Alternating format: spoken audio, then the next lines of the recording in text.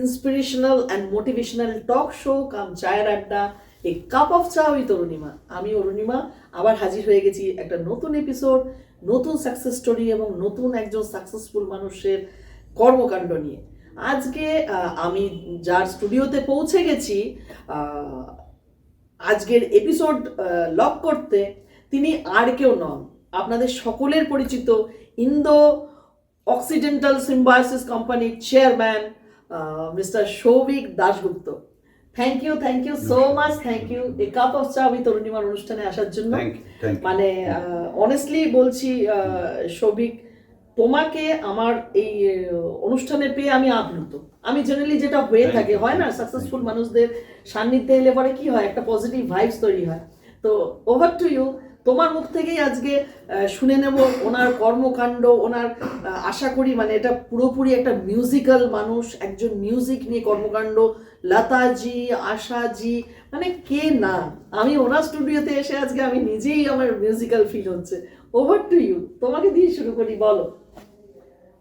দেখো, আমি তোমার কোম্পানি? হ্যাঁ, আমার কোম্পানি মানে আমি গান বাজনা ছোটবেলা থেকে শিখেছি। হ্যাঁ, আমি সাগিরউদ্দিন খান সাহেবের কাছে ইন্ডিয়ান ক্লাসিক্যাল মিউজিক শিখেছি। আচ্ছা। আমি বেসিক্যালি আমি ভেরি ফন্ড অফ ড্রামা, নাটক। তো আমি নাটক শিখেছি রামগোপাল বাজাজের কাছে, ন্যাশনাল স্কুল অফ ড্রামায়, দিল্লিতে। এখানেও রবীন্দ্রনাথ ইউনিভার্সিটি থেকে আমি পাশ করেছি। মানে পাশ করার পরে আমি দিল্লি যাই এবং তারপরে তবলা শিখি পণ্ডিত অনিল ভট্টাচার্যের কাছে। মানে আমি তো তোমার স্টুডিওতে এসেই বুঝতে পারছি, এবং কে না জানে সৌভিক দাশগুপ্তকে, কে না জানে, বোম্বে, কলকাতা, টলিউড মিলিয়ে এভরিওয়ান নোজ ইউ, রাইট? আমার কাজটা আমি মানে জানপ্রাণ দিয়ে করেছি, আত্মা থেকে করেছি। কারণ আমার মাও গাইয়েছিলেন, মা বলে গিয়েছিলেন যে সবাই তো অনেক কিছু করছে, তুই বাবা একটু গান বাজনাটাকে নিয়ে ভালো করে ভাব। ও মাই গড, মায়ের খুব ইচ্ছা ছিল। মায়ের ইচ্ছের জন্য এবং মায়ের সম্মতিতেই আমি আজকে যতটা করেছি ওনার আশীর্বাদে, সেটাই বলতে পারি।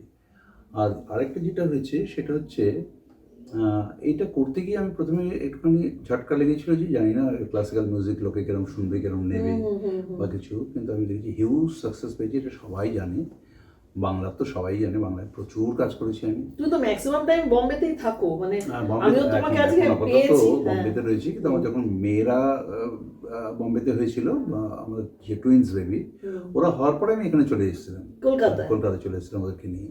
এখানে পড়াশোনা করাবো, একটু বাংলা শেখাবো, একটু আমার ওয়াইফ যদিও south Indian, she is not from Bengal, she is from south, born and brought up বোম্বেতেই। তোকে বুঝিয়ে টুঝিয়ে নিয়ে এসেছিলাম এখানে। তো এসে অনেকদিন ছিলাম আমরা। ও ক্যালকাটা ইন্টারন্যাশনাল স্কুলে পড়াশোনা করেছে। আচ্ছা। তো বাচ্চারা পড়াশোনার পরে তারপরে তো বম্বে শিফট হয়ে যাই আমরা। বম্বে শিফট হয়ে যাওয়ার পরে এখন যেটা হয়েছে আমাদের, সেটা হচ্ছে কোনো সময় এখানে আসি আমি, কারণ কলকাতার উপর তো আলাদা টান, বাংলার টানটা তো আমার জন্ম এখানে, আমার জন্মভূমি।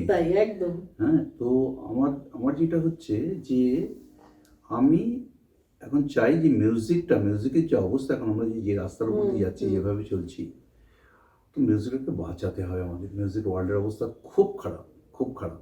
বিদেশে তবুও রয়েছে, বম্বে তবুও খানিকটা করছে। গানটা তো বম্বেতে প্রথম থেকেই একদম, মানে বাঙালি এখান থেকে তো অনেকেই বম্বেতে। এবং দেখুন, মানে আমার কথা হচ্ছে যে আমাদের কলকাতা কিন্তু সবাইকে জন্ম দিয়েছে, যত আর্টিস্ট হোক। আজকে দিদিও, লতা মঙ্গেশকর তো কলকাতার উপর ডিপেন্ডেন্ট ছিলেন এক সময়, মারাত্মকভাবে। কি সমস্ত মিউজিক ডাইরেক্টর ছিল, সলিল দা, হেমন্ত দা, সবাই বাঙালি, অভিজিৎ ব্যানার্জি, নচিকেতা ঘোষ, মানে কার কত নাম বলবো। মানে আর সেরকম গীতিকার ছিলেন পুলক ব্যানার্জি, আমাদের গৌরীপ্রসন্ন মজুমদার, আমাদের শ্যামল গুপ্ত, মানে একের পর এক। তো সবাইকে নিয়ে কাজ করার চেষ্টা করেছি আমি যতটা। যখন আমি শুরু করি তখন অনেকেই ছিলেন না, যেমন আমার একটা ভীষণ আক্ষেপ এখনো যে আমি মান্নাদাকে নিয়ে কাজ করতে পারিনি। আমি ভীষণ পাগল মান্নাদা। আমি যখনই সময় পাই মান্নাদা শুনি। আমি যখনই বাইরে যাই মান্নাদা শুনতে যাই, আমার প্রচণ্ড ভালো লাগে মান্নাদার। আনপ্যারালাল একদম। তো মান্নাদার আমি ভীষণ ভক্ত। আমি ভক্ত পিন্টু ভট্টাচার্যের খুব। পিন্টু ভট্টাচার্যের গান তো অনেক এই জেনারেশন তো শোনেইনি। কীসব কম্পোজিশন, কীসব করে গেছেন। তো সবাইকে বলি যে মান্না দে, পিন্টু ভট্টাচার্য, হেমন্ত দা, এদের গান যদি না শোনা যায় তাহলে গান সম্বন্ধে গান, হ্যাঁ গান তোর প্রেম করবি কি করে? এখন যে প্রেমটা, এখন যে প্রেম করছি আমরা, মানে আমার এই ইয়াং জেনারেশন যারা প্রেম করছে, মান্না দা না শুনলে কি কেউ প্রেম করতে পারে? আমার তো মনে হয় না। বলো, একদম একদম ঠিক কথা। তো আমার একটাই বক্তব্য হচ্ছে যে মিউজিকটাকে আগে নিয়ে যাওয়া, ভালো করে করা। আমার ভবিষ্যৎ প্রচুর পরিকল্পনা রয়েছে এবং সেগুলো সব হবে, এইটা আমি সবাইকে আশ্বস্ত করছি। অনেকে ফোন করে যে কবে আবার শুরু হচ্ছে, কবে আবার শুরু হচ্ছে। এখন যে পরিস্থিতির মধ্যে দিয়ে আমরা যাচ্ছি, তাতে আমার মনে হয় যে আমরা খুব তাড়াতাড়ি আবার ওই জায়গায় গিয়ে পৌঁছবো। একদম ঠিক তাই। মানে এই রকম ক্রিয়েশন, মানে আমি দর্শক বন্ধুরা তোমাদের বলি, এই স্টুডিওতে ঢুকে আমি মানে আমাদের শ্রদ্ধেয় কেলুচরণ মহাপাত্র, মানে আমাদের লতাজি, আশাজি, মানে কে না, মানে এখানেও জাকির হোসেন, রবিশঙ্কর জি, আল্লাহ রাখা খান সাহেব, এক্স্যাক্টলি, মানে আমি পণ্ডিত দুর্গালাল, পণ্ডিত বিরজু মহারাজ, একদম আমি দেখাবো, আমি তোমরাও দেখবে এই ভিডিওতে যে কিরকম মিউজিক্যাল মানুষের স্টুডিও কিরকম হয়, মানে literally I am very much amazed. তো আজকে এরকম মিউজিক্যাল একজন মানুষের সাথে কথা বলতে আমার ভীষণ ভালো লাগে, যে কাপ অফ চায়ে দর্শকরাও দেখছে। আর এটা আমার এই অনুষ্ঠানটা সবই পুরো মাত্রা একটা মোটিভেশনাল কাম ইন্সপিরেশনাল।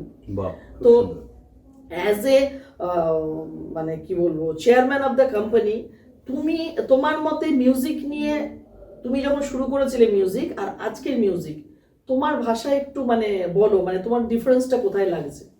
না দেখো, ডিফারেন্স মানে অনেকটা মিউজিক চেঞ্জ তো হচ্ছে, কারণ চেঞ্জ তো হবে। এখন মানুষের সময় বদলালে চেঞ্জ হবে, সময় বদলালে আমরাও সব বদলে গেছি, এখন জেনারেশনও বদলে গেছে। আমরা যেভাবে বড় হয়েছি, যেভাবে গান বাজনা শুনেছি, বা যেভাবে আমরা শাসনে বড় হয়েছি, আমি রামকৃষ্ণ মিশনের স্টুডেন্ট, তো আমি ওখানে পড়াশোনা করেছি, আমি জানি যে কিরমভাবে জীবনযাত্রা ছিল। এখন সব জায়গার সিস্টেমটা চেঞ্জ হয়েছে, যেহেতু রামকৃষ্ণ মিশনের সিস্টেম চেঞ্জ হয়েছে। তুমি তো দীক্ষিত, বেলুড় মঠের দীক্ষিত, আমিও সেম। তো আমার যেটা এখন বক্তব্য, সেটা হচ্ছে আমি এই জেনারেশনকে একটা কথা বলতে চাই, যে ভালো গান বাজনা শোনো। এখনো প্রচুর ভালো গান বাজনা হচ্ছে, কিন্তু শোনো।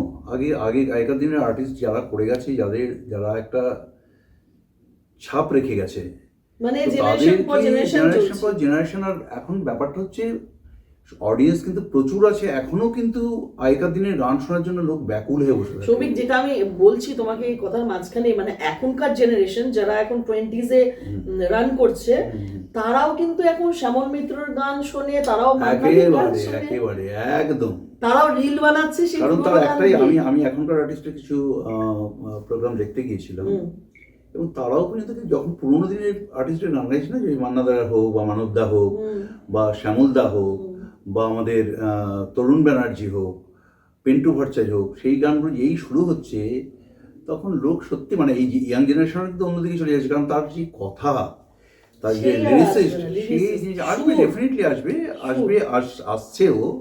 কিন্তু যেহেতু আমরা তখন একটা মিডিয়া অন্যরকম ছিল বলে কানে কানে পৌঁছেছে সব, কিন্তু এখন এত মিডিয়ার ভিড় হয়েছে, এত হচ্ছে, ভালো জিনিসটা পৌঁছচ্ছে না। ভালো জিনিসটা আমরা তো গান শুনতাম, প্রচুর গান বাজনা শুনেছি, প্রচুর কনফারেন্সে গেছি, প্রচুর ক্লাসিক্যাল মিউজিক শুনেছি।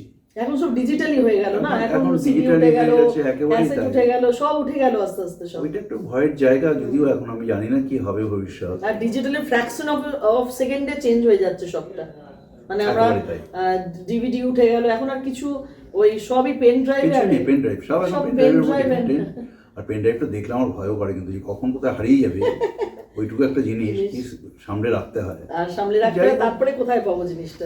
যখন যেরকম ভাবে চেঞ্জ হচ্ছে, সেটা করতে হবে, সেরকমভাবে চলতে হবে সময়ের সঙ্গে। তো তোমার কোম্পানির আপকামিং কি আসছে, মানে দর্শকরাও জানতে চাইবে।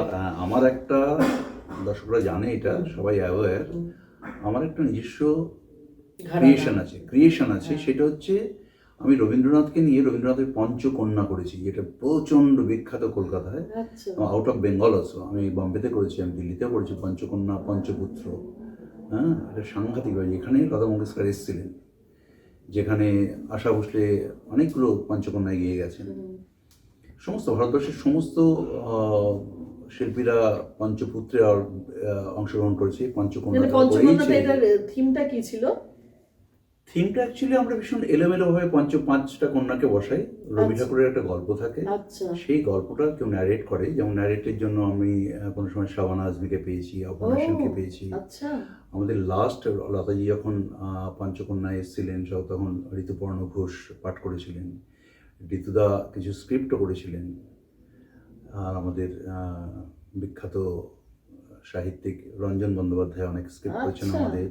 তো এনারা প্রচুর সাহায্য করেছেন আমাকে, আমার পাশে থেকেছেন, আর খুব সুপার ডুপার হিট ছিল এই সমস্ত প্রোগ্রামগুলো। এখনো পঞ্চকন্যা পঞ্চপুত্র কবে হচ্ছে, কবিপক্ষ শুরু হলেই তা বলতে আরম্ভ করে। তো পড়বো আবার একটুখানি গ্যাপ দিয়ে, বুঝতে পারছি। এক্স্যাক্টলি, ক্রিয়েটিভ জিনিস ঠিক টাইম মতোই হয়, একদম। সেটাই বলার।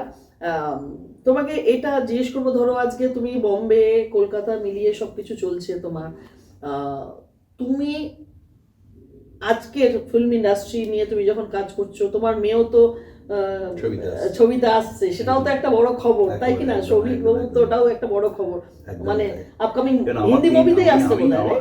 হ্যাঁ, আমার তিন কন্যাই এত আর্টিস্টিক আর এত ক্রিয়েটিভ, ওরা এরকম বাবার মেয়ে তো সারাক্ষণ না, এরকম বাবার মেয়ে, বাবা কিছুই করেনি, ওরা যা করছে আমি পাগল হয়ে যাচ্ছি। মানে একটা সেকেন্ড ওদের টাইম নেই, সারাক্ষণ একটা জিম, তারপরে তার উর্দু শিখছে ওখানে বসে, কারণ উর্দু না শিখলে ছবিতে কাজ করা মুশকিল। আচ্ছা। কারণ বম্বের যে ল্যাঙ্গুয়েজ, হিন্দি তো আছেই, হিন্দির সঙ্গে একটা উর্দু মিক্স থাকে, তো সেই জন্য উর্দু শিখছে, উর্দুর নুক্তাগুলো শিখছে ভালো করে টিচার দেখে। আচ্ছা, মানে ওটা প্রনাউন্সিয়েশনের একটা ব্যাপার থাকে। সঙ্গে ডান্স ক্লাস রেগুলার করে, ক্লাসিক্যালও শিখছে, ওদিকে বলিউড বলে ওরা, ফিল্ম ইন্ডাস্ট্রি বলিউডও করছে, ওইসব সমস্ত করে, হিপ হপ করে, সমস্ত করছে। আমার ছোটো মেয়েও খুব ভালো, ভীষণভাবে একটা ক্রিয়েটিভ জিনিস নিয়ে রয়েছে, তো চলছে আর কি। Very nice. দেখা যাক, ঈশ্বর জানে। আমি তো ভীষণ ঈশ্বর বিশ্বাসী, ঈশ্বর জানে। একদম ঈশ্বর বিশ্বাসী, সেটা তো তোমার স্টুডিওতে এলেই দেখলাম, ভীষণ মানে কি বলবো, একটা গা থমথমে করা একটা ভীষণ আধ্যাত্মিক কালী মন্দির, মা কালী যেন টেনে নিয়ে এলো, এরকম একটা ফিল হচ্ছে। আমার এই বাড়িটা একটা মন্দিরই বলতে পারো, কারণ এখানে বেলুড় মঠে অনেক মহারাজরা এসেছেন, মানে ধূপ ধুনোর একটা গন্ধ অনেক হয়েছে আমার ওই ঘরে। এখন আমি ভীষণ টেনশনে যে এই বাড়িটার ভবিষ্যৎ কি, কারণ আমার পরিবার তোরা বম্বে থেকে একটু কোনো সময় একটু বেড়াতে আসতো, তার জন্য তো একটা বাড়ি রেখে রাখার কোনো মানে হয় না, সেই সব চিন্তায় আছি, দেখা যাক কি হয়। ঠাকুরমা স্বামীজি জানেন কি হবে। একদম ঠিক তাই, ঠাকুরমা স্বামীজি জানেন কি হবে, আমাদের সেটাই বিশ্বাস রাখতে হয়। আচ্ছা সৌভিক, তোমাকে যেটা ধরো আজকে তোমার কত বছর হলো টেনিওর তোমার মিউজিক ইন্ডাস্ট্রিতে? 40 বছর। বন্ধুরা বুঝতেই পারছো, 40 বছর একটা মানুষ যখন একটা ইন্ডাস্ট্রিতে এত বছর ধরে বেশ নিজের রাজত্ব করে যাচ্ছে, there is a no shortcut to any success, right?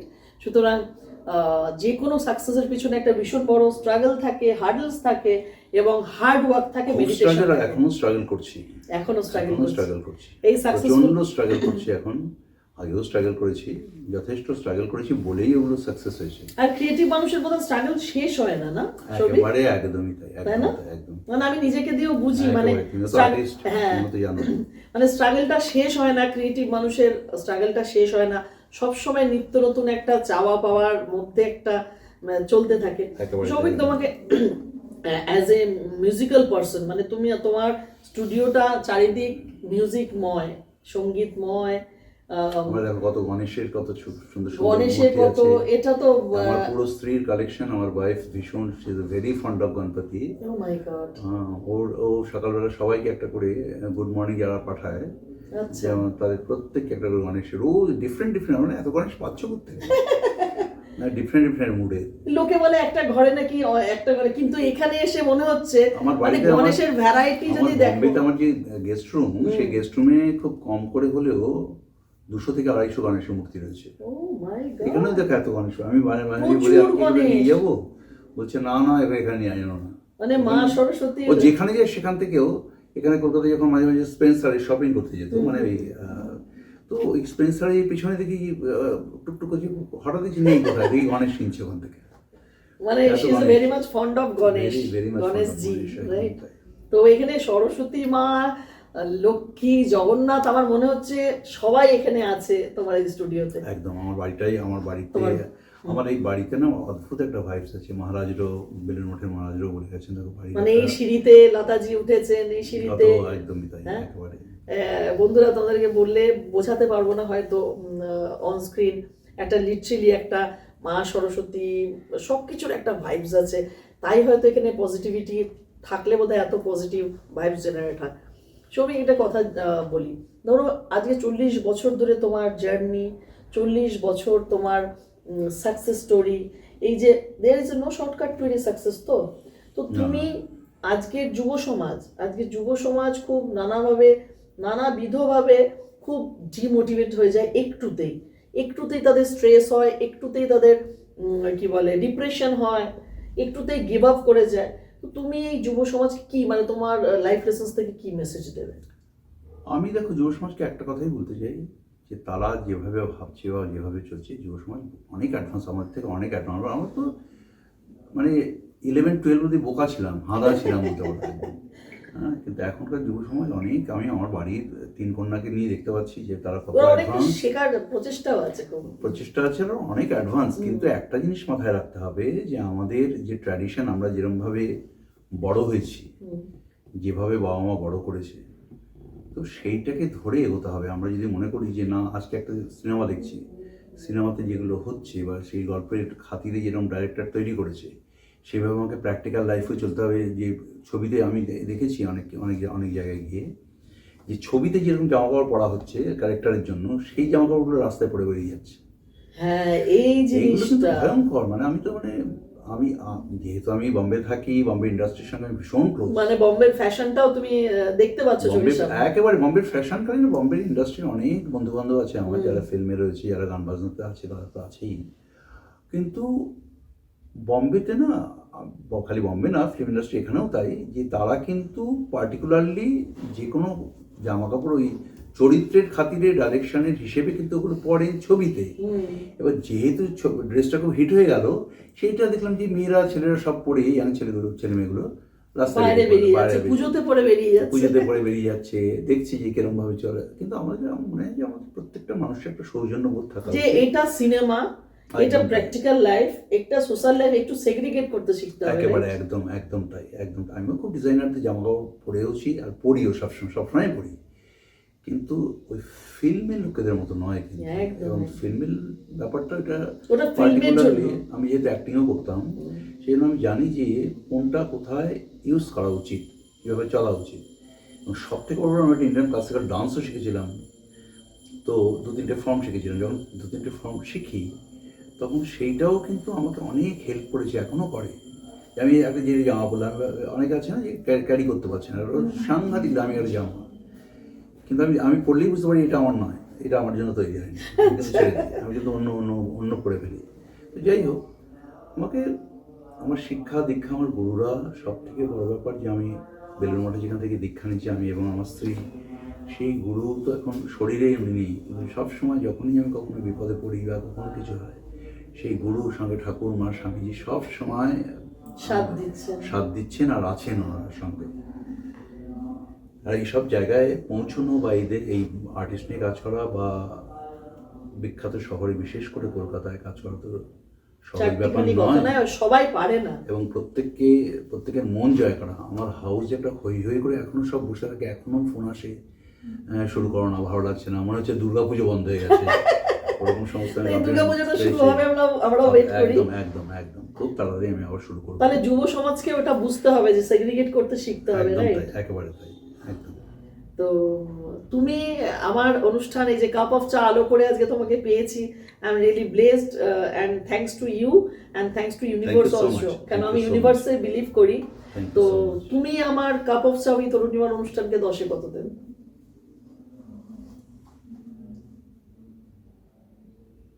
10-এ 9। Really? কারণ তুমি এত ভ্যারাইটি, এত পার্টিকুলারলি একটা জনারে তুমি কাজ করছো না, তুমি সবাইকে নিয়ে কাজ করছো।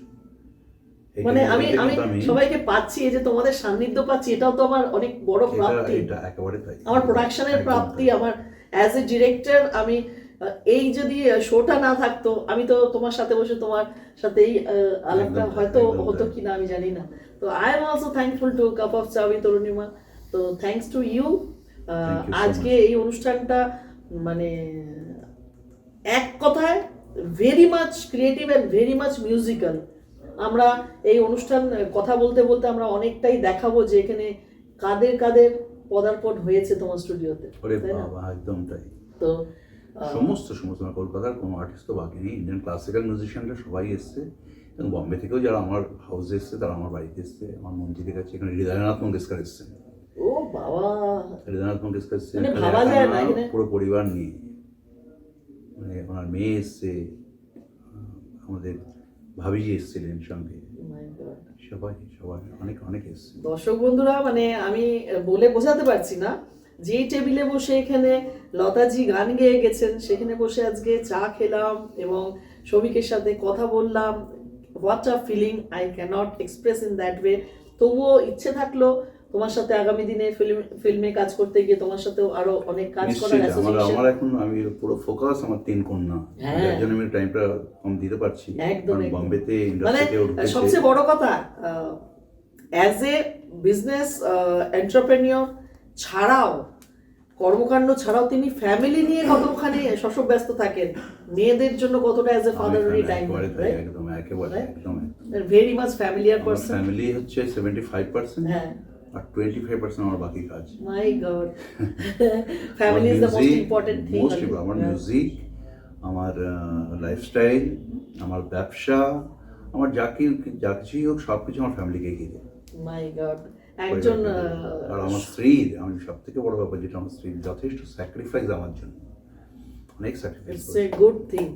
অনেক কম মানুষ আছে যারা সংসার করে, যাদের বাচ্চা আছে, তারা জানে 3টে বাচ্চাকে একসঙ্গে আমার মানুষ প্রথম করা। ইস্যু হচ্ছে টুইন্স। আমার আচ্ছা। প্রথম মেয়েরা যদি জমজ, it is not a matter of joke, তাদেরকে বড় করে সঙ্গে আরেকটা মেয়ে, তারপরে তাদেরকে এরকম যোগ্য সন্তান করে তোলা, একেবারে একদম। এটা মায়ের তো প্রচন্ড ভাবে হার্ড ওয়ার্ক থাকে, স্যাক্রিফাইস পড়াশোনা থাকে। করেছে ভীষণ ভালোভাবে, এখনো পড়াশোনা করছে। আমার বড় মেয়ে এখন সেন্ট জেভিয়ার্সে পড়ছে, বম্বে সেন্ট জেভিয়ার্সে, ওখানে পড়ছেও প্লাস ছবিও করছে।